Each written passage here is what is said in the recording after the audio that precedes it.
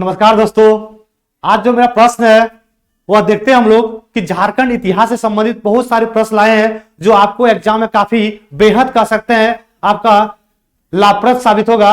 और हम लोग पहला प्रश्न देखते हैं कि उरांव जनजाति की युवा अग्नि को क्या कहते हैं। ठीक है, और आपको पता होगा कि झारखंड का सेकेंड यानी दूसरा सबसे बड़ा जनजाति जो है वह उरांव है और उनके युवागृह को क्या कहते हैं तो धूमकुड़िया।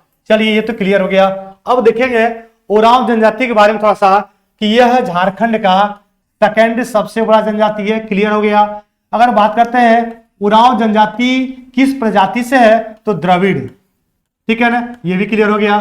फिर देखते हैं उरांव जनजाति जो है इनका कार्य क्या है तो कार्य इनका है कृषि। इनका जो कार्य है वह कृषि करना। ठीक है, इनके कह सकते हैं जो देवता है उनको क्या कहते हैं तो धर्मेश। इनके देवता को क्या कहते हैं धर्मेश। ये भी क्लियर हो गया। ठीक है, बात करते हैं इनके पूजा स्थल को क्या कहते हैं। ठीक है, इनके पूजा स्थल को कहते हैं सरना।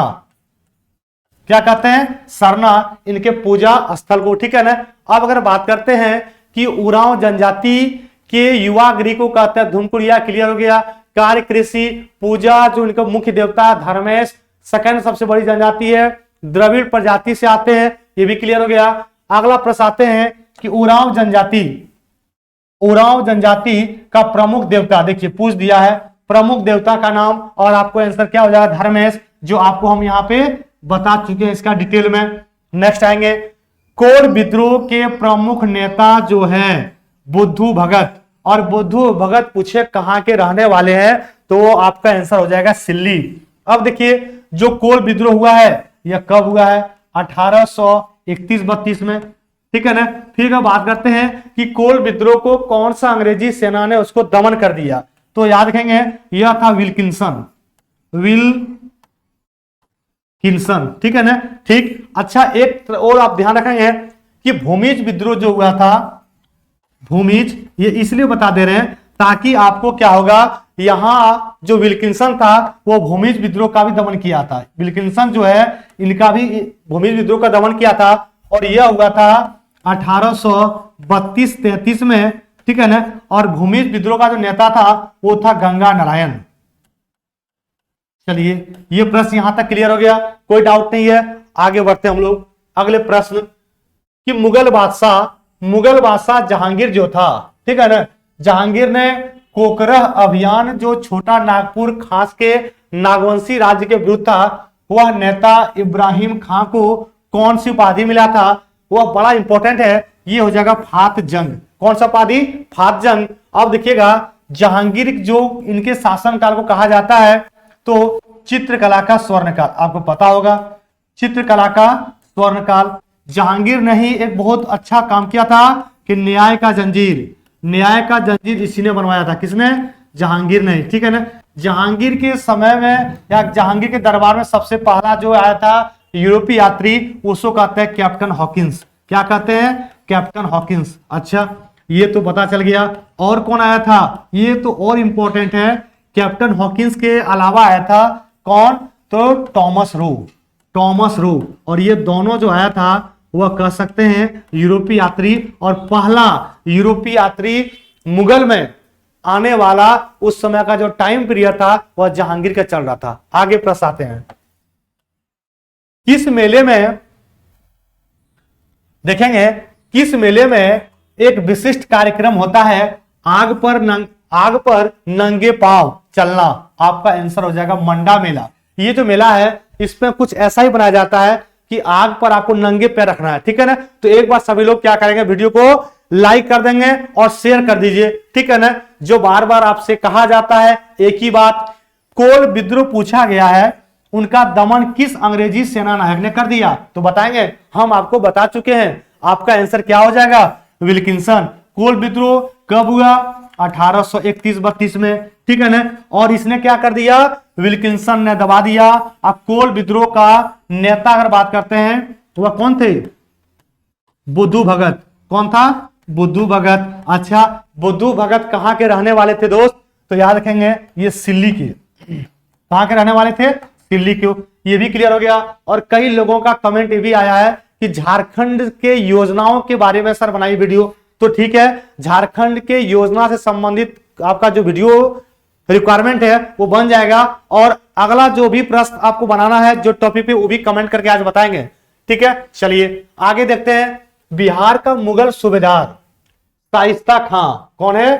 शाइस्ता खां। उनको पूछा गया है कि पलामू के चेरोवंशी शासक प्रताप राय के विरुद्ध पलामू किला पर आक्रमण और संधि कब किया? आपका आंसर क्या हो जाएगा? 1641-42 ईस्वी में। नेक्स्ट आइए, किस विद्रोह के परिणाम स्वरूप 1833 ईस्वी में एक नए प्रांत दक्षिण पश्चिमी सीमांत एजेंसी का गठन किया गया? और वह हो जाएगा कोल विद्रोह। अब कोल विद्रोह के बारे में आपको बता दिए। नेक्स्ट प्रश्न आएंगे, जयपाल सिंह आदिवासी महासभा के अध्यक्ष कब बने? तो वह 1939 में, याद रखना है, ठीक है ना। नेक्स्ट आएंगे, अच्छा 1939 एक ऐसा रहता पूछता एग्जाम में, कौन सा? फॉरवर्ड ब्लॉक का गठन किया गया था, ठीक है ना। फॉरवर्ड ब्लॉक का गठन किया गया है और किसके द्वारा? तो सुभाष चंद्र बोस के द्वारा। ये कई बार क्वेश्चन पूछा हुआ है कि फॉरवर्ड ब्लॉक का गठन ये किस लिए बता दिए? 1939 यहां पे देखिए तो आपको बता दिए। अगला प्रश्न आते हैं, कहता बृहत्तर झारखंड की मांग सर्वप्रथम किसने किया था? तो आपका आंसर क्या हो जाएगा? जयपाल सिंह ने बृहत्तर कह सकते हैं झारखंड का मांग किया। और झारखंड स्टेट बिहार से कब अलग होके बना? तो आपको पता होगा 15 नवंबर सन 2000 में, ठीक है। झारखंड में जब बना जिला की संख्या था 18, वर्तमान में हो गया 24 जिला है, ये भी क्लियर हो गया। अंतिम 2 जिला याद रखेंगे, कौन कौन सा बना है? एक तो बना है रामगढ़, ठीक है, और दूसरा बना है खूंटी। और ये दोनों जो जिला बना झारखंड में, यह कब बना है? तो सन 2007 में, ठीक है।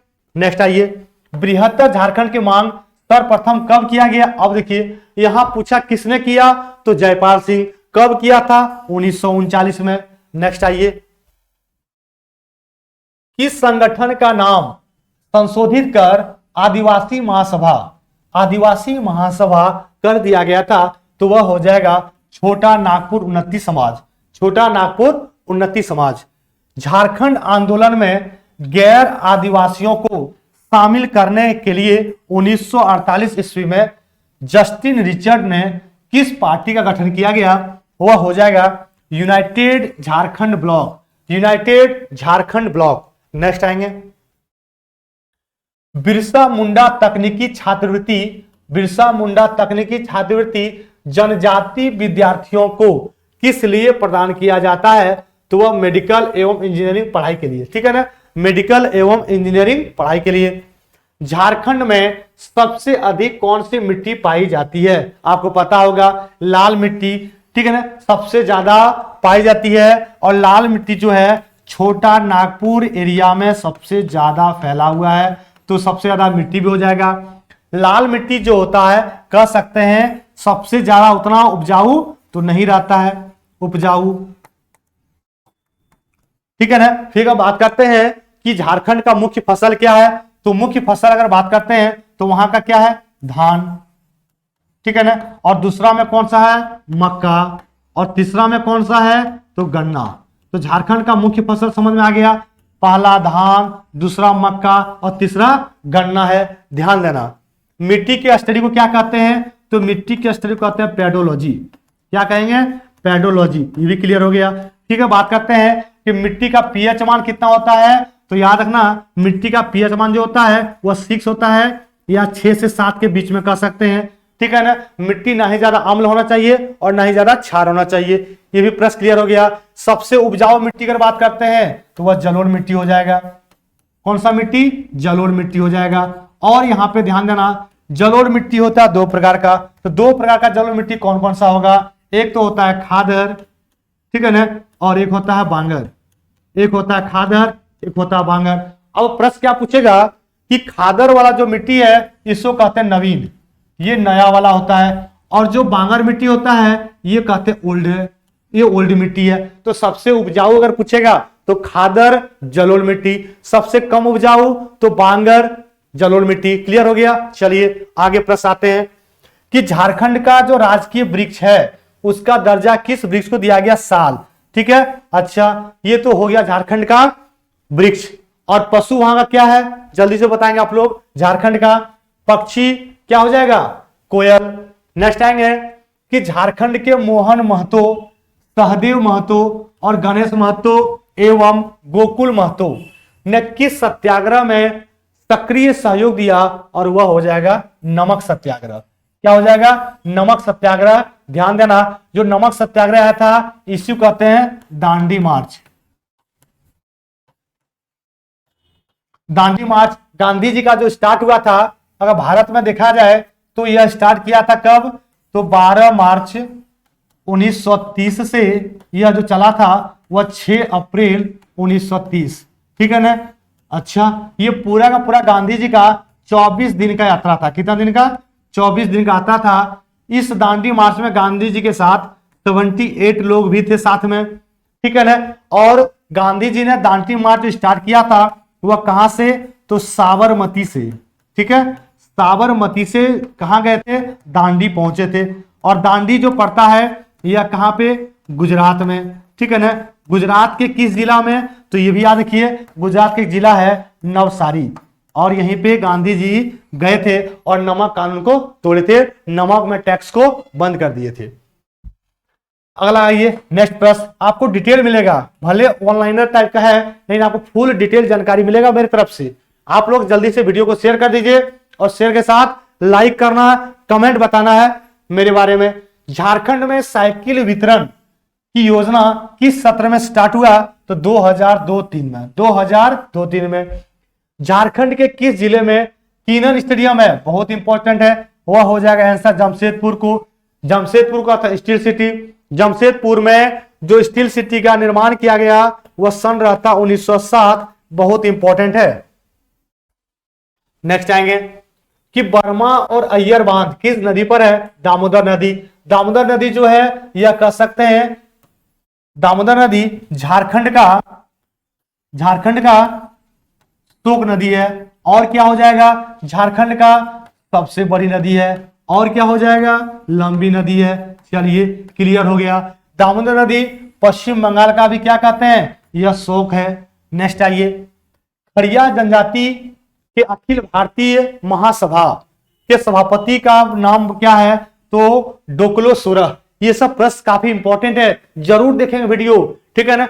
कहीं से एग्जाम में क्या प्रश्न आ जाएगा न आप जान रहे हैं न मैं जान रहा हूं। नेक्स्ट आएंगे, मुगल काल में बंगाल की राजधानी झारखंड के किस क्षेत्र में हुआ करती थी? आपका आंसर हो जाएगा राजमहल। राजमहल झारखंड के राजधानी हुआ करता था किस काल में? मुगल काल में। नेक्स्ट आएंगे, झारखंड में किस शहर में दामोदर घाटी निगम है? बहुत आसान प्रश्न है और यह आपका हो जाएगा हजारीबाग। अच्छा, हजारीबाग से ध्यान देना है, दो प्रश्न, एक तो दूध, ठीक है ना, नामा, और एक दुमदुमा। ये दोनों कहां पे है? तो दोनों का दोनों हजारीबाग में है सर, याद रखेंगे। आगे प्रश्न, हुंडरू जलप्रपात, हुंडरू जलप्रपात झारखंड के किस जिले में है? तो वह हो जाएगा रांची। क्या हो जाएगा? रांची। हुंडरू जलप्रपात पूछेगा किस नदी पर है? तो याद रखेंगे स्वर्णरेखा नदी पर। किस नदी पर है? स्वर्णरेखा नदी पर है। ठीक है, कितना हाइट है? तो इनका 73 है। अगर पूछेगा सबसे 73 मीटर, अगर आपसे पूछेगा कि सबसे ऊंचा जलप्रपात झारखंड का कौन है? तो वो अभी ध्यान रखना, बूढ़ा घाघ। कौन सा हो जाएगा? बूढ़ा घाघ जलप्रपात। और सबसे इंपॉर्टेंट क्या है? बूढ़ा घाघ कहां पे है? तो ये लातेहार में है। और ये और आपको बजेगा प्रश्न क्या है कि इनका हाइट कितना है? तो 137 मीटर। 137 मीटर। देखिए जबरदस्त एक्सप्लेनेशन हो रहा है।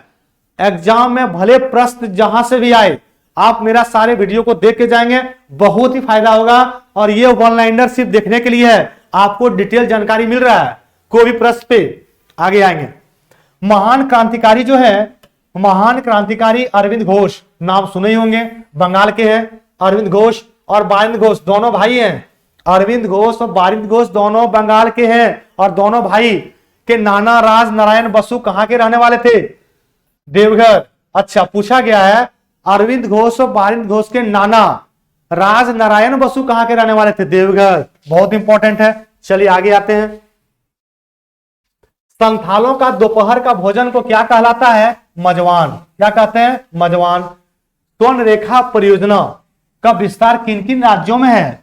तो आपका होगा, पता होगा, झारखंड, पश्चिम बंगाल और उड़ीसा।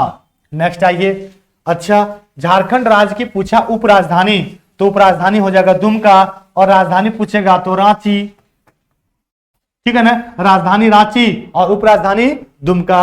आगे प्रश्न आएंगे कि झारखंड के उच्च न्यायालय, झारखंड का जो हाईकोर्ट है उसमें माननीय न्यायाधीशों की कुल संख्या 2016 में कितना था? तो 20, जबकि वर्तमान में कितना है? 25। अच्छा, अगर बात करते हैं कि पहला जो था मुख्य न्यायाधीश झारखंड का बना था वो था विनोद कुमार गुप्ता। विनोद कुमार गुप्ता। अगर पूछेगा कि सर वर्तमान में कौन है, तो वर्तमान अगर बात करते हैं हम लोग तो याद रखें डॉक्टर रवि रंजन। वर्तमान में मुख्य न्यायाधीश जो झारखंड हाईकोर्ट के हैं वह कौन है? तो डॉक्टर रवि रंजन। अच्छा, अगर यह भी प्रश्न पूछेगा कि डॉक्टर रवि रंजन कब से सर हैं, तो 2019 से। 2019 से। एक बार जरूर कमेंट करके लिखना है कि सेशन कैसा लग रहा है और सभी को लाइक करना है। हुंडरू जल विद्युत जो है किस योजना के अंतर्गत आता है? और वह हो जाएगा सोने का। हम पूरा डिटेल आपको बता दिए। झारखंड का सबसे ऊंचा जलप्रपात हुंडरू जलप्रपात कहां है, किस नदी पर है, कितना मीटर हाइट है, आप देख लेंगे। आगे आते हैं। जो क्रांतिकारी वारिंद घोष और शिक्षा दीक्षा की शुरुआत हुआ, तो झारखंड पूछा गया है वह किस शहर से हुआ? देवघर। और सबसे बड़ी बात क्या है, यही देवघर से जो 1857 की क्रांति स्टार्ट हुई वह देवघर के एक जगह पर था, रोहिणी, वहीं से स्टार्ट हुआ था। बहुत इंपॉर्टेंट है, प्रश्न याद रखेंगे। ठीक है ना। चलिए आगे देखते हैं। भारतीय संविधान के किस अनुच्छेद में, किस आर्टिकल में राज्य के विधानसभा में अनुसूचित जाति और जनजाति का आरक्षण का प्रावधान है? 332 में। 332 में। आसान प्रश्न है। नेक्स्ट आइए। वारिंद्र कुमार घोष समेत कई क्रांतिकारियों ने देवघर में किस संस्था की स्थापना किया था? वह हो जाएगा गोल्डन लीग। कौन सा स्थापना? संस्था गोल्डन लीग। नेक्स्ट आइए। कि सविनय अवज्ञा आंदोलन में हजारीबाग के संथालों का बड़ा योगदान रहा, तो वहां पे गोमिया थाना के ग्राम किस व्यक्ति के द्वारा किया गया था? तो बंगम माने। क्या हो जाएगा? बंगम माने। 1872 ईस्वी की पहली जनगणना में कितने जनजाति को सूचीबद्ध किया गया था? तो 18। कितना हो जाएगा? 18। अच्छा, अगर बात करते हैं सर कि जनगणना, पहली जनगणना जो हुआ था वो 1872 में किस किस समय में हुआ था? तो लॉर्ड मेयो के कार्यकाल में। ये भी क्लियर हो गया। अगर पूछा जाएगा कि जनगणना जो 10 की स्टार्ट हुआ, जो 10 की जनगणना हुआ वह कब और किसके समय में? तो वह 1881 में। और किसके समय में? तो लॉर्ड रिपन के कार्यकाल में। अब दोनों प्रश्न ध्यान रखेंगे। नेक्स्ट आइए। संथालों के गांव के बीच स्थित पूजा स्थल को क्या कहा गया है? वह हो जाएगा मांझी थान। क्या हो जाएगा? मांझी थान। और जनगणना जो दिवस मनाया जाता है दोस्त याद रखेंगे, जनगणना दिवस मनाया जाता है 11 जुलाई को। 11 जुलाई को। और जनगणना के स्टडी को क्या कहते हैं? तो डेमोग्राफी। क्या कहते हैं? डेमोग्राफी। और सबसे इंपॉर्टेंट क्या है कि भारत में जनगणना के दृष्टिकोण से सबसे बड़ा राज्य, तो वह हो जाएगा उत्तर प्रदेश। सबसे कम सिक्किम। नेक्स्ट आइए। किस जनजाति में पुरुषों के हाथ में सिक्के का निशान पाया गया? बहुत आसान है, वह हो जाएगा संथाल जनजाति। क्या हो जाएगा? संथाल। नेक्स्ट आइए। अच्छा, संथाल जनजाति जो है निवास कहां करता है झारखंड में? तो याद रखेंगे रांची। ठीक है ना, बहुत इंपॉर्टेंट है। झारखंड की राजधानी रांची और उपराजधानी पूछेगा तो दुमका। अगले प्रश्न। संथाल जनजाति में विवाह को क्या कहा गया है? तो वहां कहा गया बापला। क्या कहते हैं? बापला। और अगर पूछे झारखंड का सबसे लोकप्रिय नृत्य कौन सा हो जाएगा? तो वह हो जाएगा छऊ पैका। नेक्स्ट आइए। बहावी आंदोलन के झारखंड इलाके में प्रसार का दायित्व सौंपा गया है, लेकिन किनको? शाह मोहम्मद हुसैन। तो ये जो मेरा सीरीज रहा पूरा का पूरा ताबड़तोड़ करा दिए, एक भी प्रश्न आपको छोड़े नहीं और सारा डिटेल में सॉल्यूशन कराएं। एक बार जरूर देखें और पूरे अपने ग्रुप में क्या करेंगे, वीडियो को जरूर से शेयर करें। आप लोग कमेंट करके बताएं कैसा रहा सीरीज, ये भी बताएं और लाइक तो जरूर करना है।